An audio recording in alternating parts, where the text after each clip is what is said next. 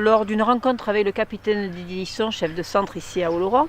Il m'a parlé du départ, enfin du décès, et de la perte de son chien Béroy, qu'ils n'ont pas pu retrouver à temps et qu'ils ne savaient pas s'il était mort sur le coup ou quelques jours après.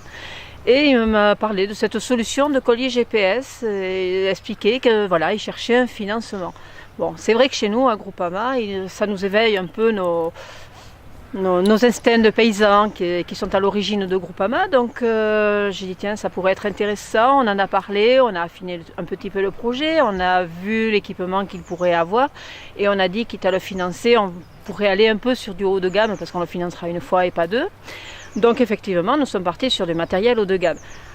Alors la difficulté, c'est que notre petite caisse locale d'Oloron ne pouvait pas porter seule le projet. Donc nous avons réuni les présidents du comité du pays de la Plaine au Mont. Et tous, pour les mêmes raisons que moi, ça les a fait vibrer et ils ont dit ok, on vous suit. Donc voilà, on s'est retrouvés aujourd'hui pour cette superbe remise de colliers GPS, de 8 colliers pour les chiens de la section cynotechnique des sapeurs-pompiers 64. L'équipe cynotechnique est constituée de 8 équipes réparties sur le département. Donc, ce sont des sapeurs-pompiers professionnels ou sapeurs-pompiers volontaires.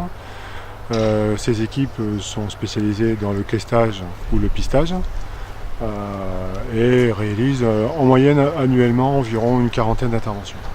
Une réflexion a été menée pour savoir comment, de nuit comme de jour, nous pouvions localiser les chiens qui étaient avec les conducteurs donc les maîtres chiens. Et donc de fil en aiguille, au fur et à mesure du temps, des partenariats existants avec Groupama, une discussion à bâton rompu s'est mise en place et ce mécénat est né d'une réflexion amicale entre le chef de centre d'incendie de secours d'Oloron et Groupama. Et aujourd'hui, on a la concrétisation avec la remise d'un collier GPS à chaque équipe cynotechnique du département. C'est-à-dire que les 8 chiens aujourd'hui seront dotés de colliers qui pourront nous permettre de les retrouver de jour comme de nuit et voire même de les suivre pendant leur travail sur ordinateur parce que bon, GPS, donc localisation géographique et donc répercussion sur ordinateur.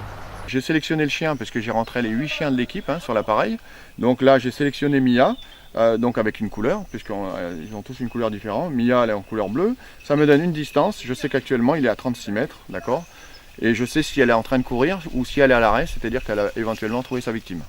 Suite à l'accident d'un chien, on a mis en place ce genre d'appareil parce que ça nous permet de localiser en permanence le chien, notamment à savoir que 80% des interventions pour nous sont la nuit.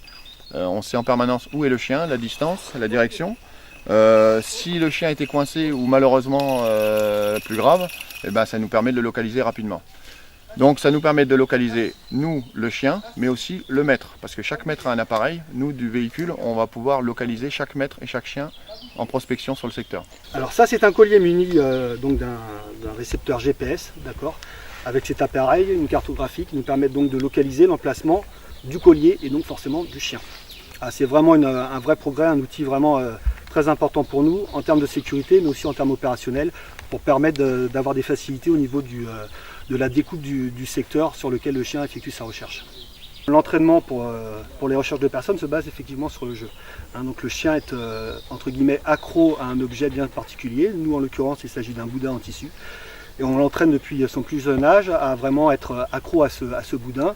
Et la recherche de personnes se fait par l'attrait du chien à rechercher l'odeur humaine, car derrière, il y a toujours le jeu avec la victime. Forcément, en l'occurrence, une fausse victime, mais les entraînements se basent toujours effectivement sur le jeu.